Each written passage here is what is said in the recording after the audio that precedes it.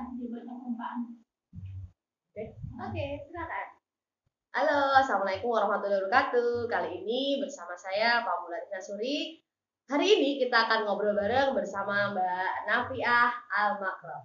Beliau adalah seorang penulis, sudah menerbitkan karyanya di novel mayor, salah satunya yaitu berjudul Suraya. Untuk novel pertamanya nanti kita tanya-tanya lebih dalam lagi. Novel pertama, kedua, ketiga, dan keempat. Nah, kita perkenalan dulu. Selamat siang Mbak Nafiah Al-Makram. Selamat siang, Jeng Pamula. Mbak Nafiah ini sebenarnya masih keturunan Jawa, jadi kita sama-sama Jawa. Jawanya mana, Mbak? Jawa Tengah, Jawa Tengah. tapi saya Blaster Medan, jadi Jawa Medan. Jawa Medan. Berarti sekarang tinggal di Pekanbaru atau tinggal di mana? Tinggal saya ada 2 domisili, kan masih di Riau, sama-sama di Riau. Sama di Riau. Yang satunya di daerah Air Molek. Oh, Air Molek. Oke, Giri dulu. Mbak, ini novel keberapa ya yang Suraya ini? Kalau yang terbitnya, cetaknya itu yang keempat, tapi sebenarnya manuskrip saya masih banyak. Ini yang terbit cetak itu yang keempat. Novel pertamanya apa, Mbak? Jodohku dalam Proposal. Kemudian yang kedua, Lelaki Pembawa Mushaf. Kemudian Luka Perempuan Asap. Jadi yang ketiga, Suraya. Jadi sebenarnya Mbak Nafiah ini kalau nulis genrenya apa, Mbak ya? Romance, cuma dibalut dengan berbagai latar belakang. Ada yang sejarah, ada yang sastra hijau, ada yang religi gitu. Jadi tapi inti romansnya masih terasa. Jadi kalau masuk ke lini-lini penerbit biasanya kalau nggak romance, religi, romansnya tetap kok. Ada nggak kira-kira dalam kehidupan Mbak gitu inspirasi untuk menerbitkan buku, misalnya kayak Suraya ini? Setelah ini kan saya udah baca Suraya, ini bukan tentang adat Jawa, bukan, walaupun Mbak Nafiah ini orang Jawa gitu. Jadi di manakah beliau mendapatkan inspirasi membuat bukunya? Kira-kira di mana, Mbak? Untuk inilah, untuk buku pertamanya Lelaki Pembawa Mushaf, itu inspirasinya dari mana, Mbak? Baik, kalau ngomongin inspirasi ada banyak ya. Kalau novel saya yang pertama itu Jodohku dalam Proposal. Jodohku dalam Proposal. Saya seperti penulis pada umumnya sih, berangkat menulis karya pertamanya itu dari hal-hal terdekat. Jadi kalau Jodohku dalam Proposal emang dia ada sedikit true story kehidupan orang terdekat saya, yang dia begitu luar biasa menjalani kisah kehidupan percintaannya sampai kemudian dia menikah. Akhirnya itu cukup menggugah hati saya untuk menuliskan karya itu. Kebetulan itu di tahun 2010 kan sedang booming memang ala-ala ICB, karya Abi. Ya benar. Ketika kita bertasbih, pasti semuanya udah tahu. Bertasbih, tapi teman-teman tahu yang film itu.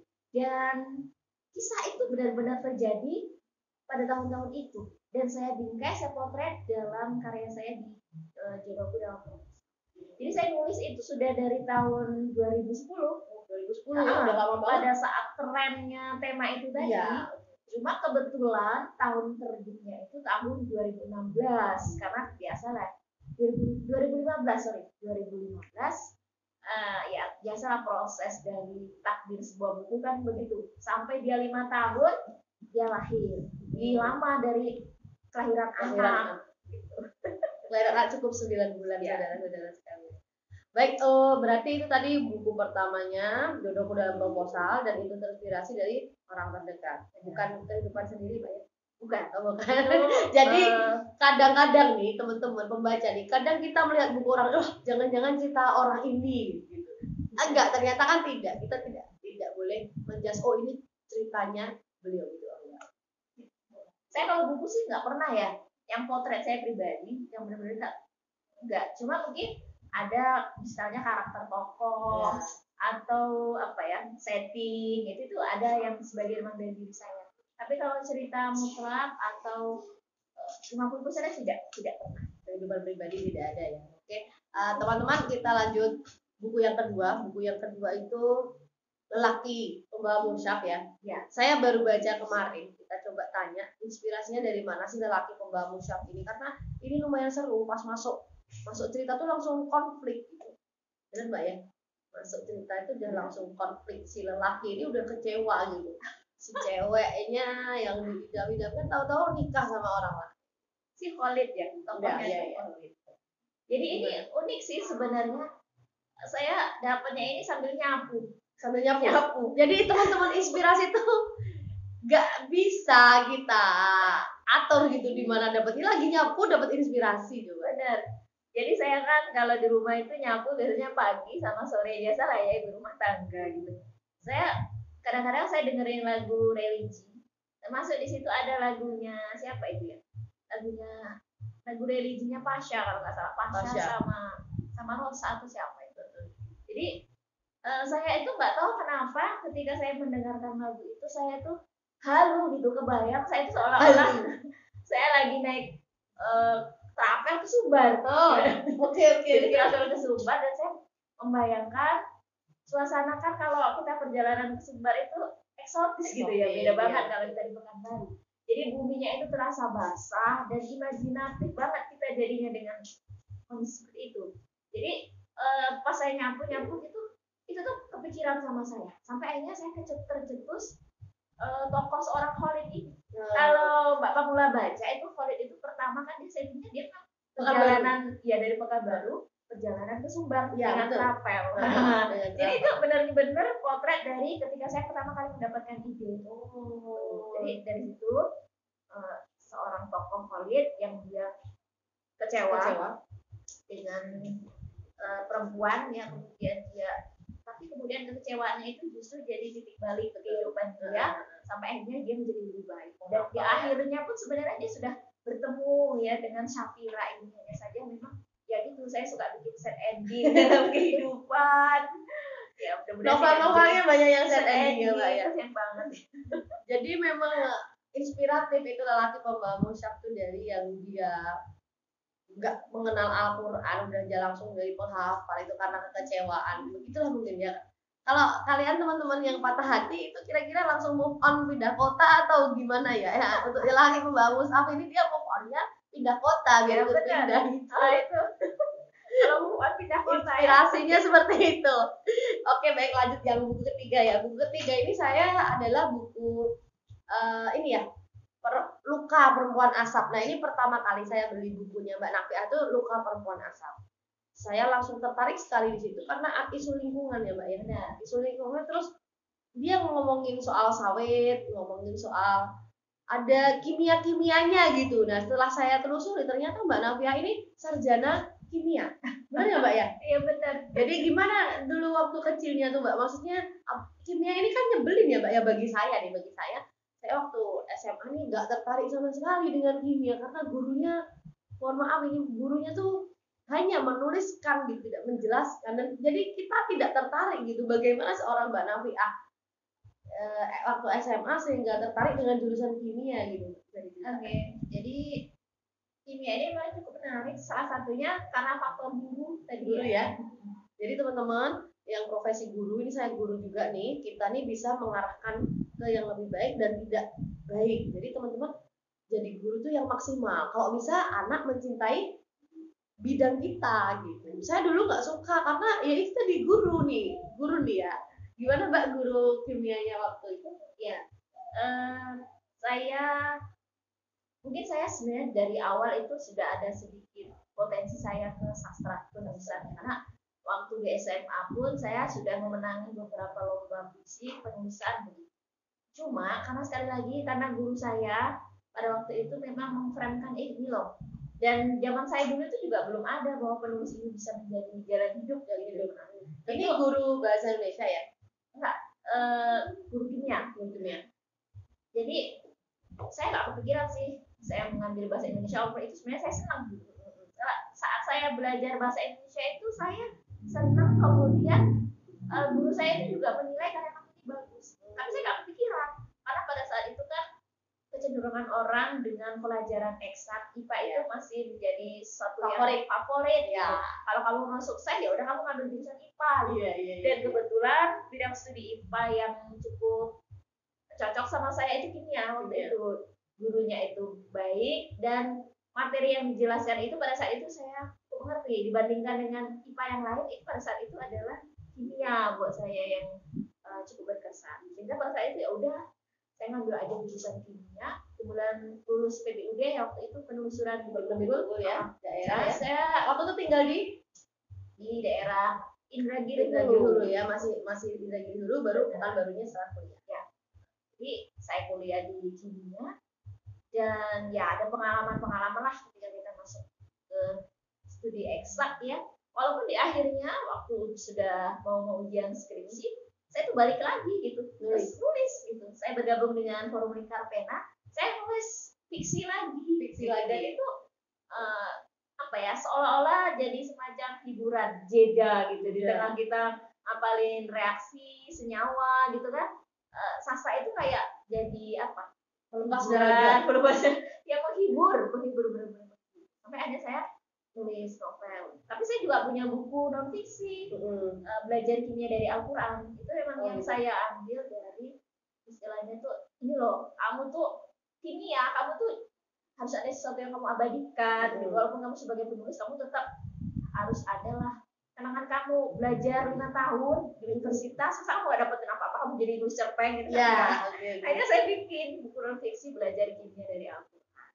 Itu yang Mbak masukkan dalam buku Peluka Perempuan Asap ya. Jadi ada semacam analisa kimia tentang sawit, tentang tanah dan lain sebagainya. Jadi saya kepikiran gini kan, saya ini capek-capek kuliah 5 tahun di jurusan kimia MIPA, terus saya nggak ada kerja, saya nggak follow ke situ ke bidang itu.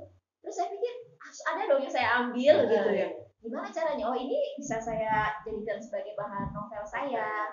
Karena riset fakta-fakta di kimia itu kan kebetulan saya ambil itu kimia analitik. Saya bidangnya kimia analitik, dan novel saya Luka Perempuan Asap itu masalahnya itu adalah masalah sawit yang menjadi pusat kajian teman-teman di kimia analitik dan kimia fisik. Oh, jadi pas banget. Jadi itu memang kehidupan riset kita di kampus. Memang risetnya saat itu ya, karena di buku itu kan juga mahasiswa sedang riset gitu kan. Kebetulan jalan itu ceritanya. Iya, riset teman, bukan saya. Riset teman. Jadi emang bukan pribadi Mbak Nafi. Sekali lagi saya terjebak. Teman-teman. Kalau saya penelitiannya tentang air sungai di Dumai. Lalu Mbak, tadi kan ada dikatakan guru bahasa Indonesia-nya tulisanmu bagus loh. Iya kan? Jadi memang apakah itu berlaku di Mbak aja atau teman-teman yang di sekolah, guru menyemangati atau guru punya pandangan, wah kamu kalau jadi penulis begini gitu. Itu kan guru ya mengarahkan siswanya. Apakah kemarin gurunya seperti itu yang guru bahasa Indonesia? Ya, jadi saya itu suka menulis cerpen itu kan sejak saya di Aliyah SLTA SMP ya. Saya suka punya kebiasaan atau ini ya, blog note ya. Itu saya setulis tebal ini itu jadi kayak novel gitu. Tahun-tahun 2000-an itu saya masih kepikiran kalau novel itu kan dalam satu buku gitu. Karena belum dekat dengan komputer dan mesin ketik pada saat itu, saya masih tulis tangan tuh. Jadi satu blog note itu saya pernah bikin novel. Nggak tahu ya, saya terlalu ini, kalau seandainya masih ada sekarang saya bisa lihat gimana sih tulisan pertama saya jadi sebuah novel pertama kali nulis itu ya. Satu. Terus sudah saya juga bikin cerpen di double folio gitu. Jadi ada sekitar 8-10 cerpen. Saya bundel tuh saya bawa ke sekolah. Jadi naskah-naskah ini saya suruh teman-teman saya baca. Itu sejak dari SMP, Mbak? Enggak, Aliyah. Karena kan saya masih nulis cerpen-cerpen ini deh. Family gitulah, remaja gitu ya, sama percintaan. Dan itu saya kumpulkan, saya bundel, saya bawa ke sekolah. Ih bagus ya, maksudnya itu ada rasa senang gitu. Terus ya itu saya juga berlangganan dengan majalah-majalah sekolah. Majalah sekolah saya suka koresponden, juga nulis puisi. Nah itu dari situ sih awalnya sampai sekarang. Dan respon gurunya gimana? Oh iya, guru saya sih ya saya sekolah di kampung gitu ya, mungkin pengetahuan literasi guru-guru pada saat itu juga tidak semasif sekarang. Hanya mungkin komentar-komentar yang bagus yang cukup mensupport saya. Misalnya, oh karya kamu ini bagus, puisi kamu ini bagus. Jadi kalau saya bahasa Indonesia saya itu selalu 8, di atas 8. Saya seneng banget gitu. Dan saya enjoy loh. Saya nggak tahu gitu. Kan kita belum tahu ya bagaimana sih membedakan antara minat dan bakat apa sih? Nah, Iya. jadi kita tuh apa istilahnya senang dengan sesuatu itu dan hasilnya maksimal. Oke, Dan oke. pada saat itu sekarang saya baru sadar ternyata saya dulu itu hasilnya bagus dan saya senang itu di bahasa Indonesia gitu.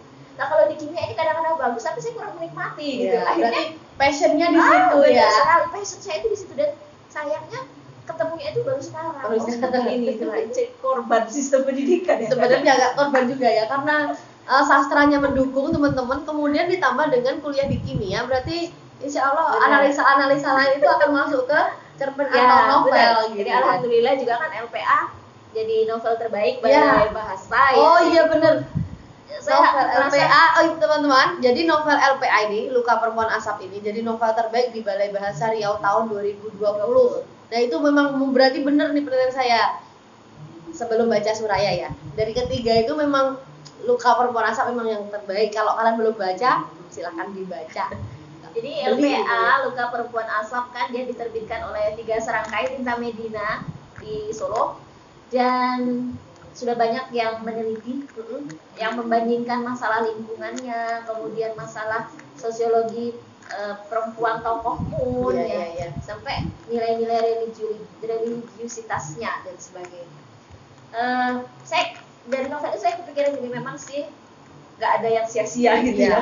ya. Walaupun saya kepikirannya coba saya dulu ngambil jurusan Sastra mungkin lebih maksimal ya benar. kan. Padahal belum tentu juga saya jadi penulis kalau saya Betul. sudah di sastra ya. Jadi saya cuma jadi kritikus. Tapi alhamdulillah sekarang sih baru kerasa gitu.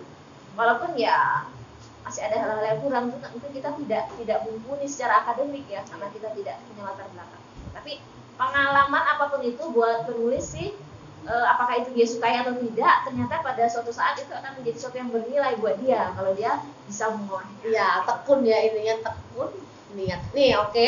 Yang ketiga tadi Luka Perempuan Asap kita sudah mengulasnya. Untuk jalan ceritanya nanti teman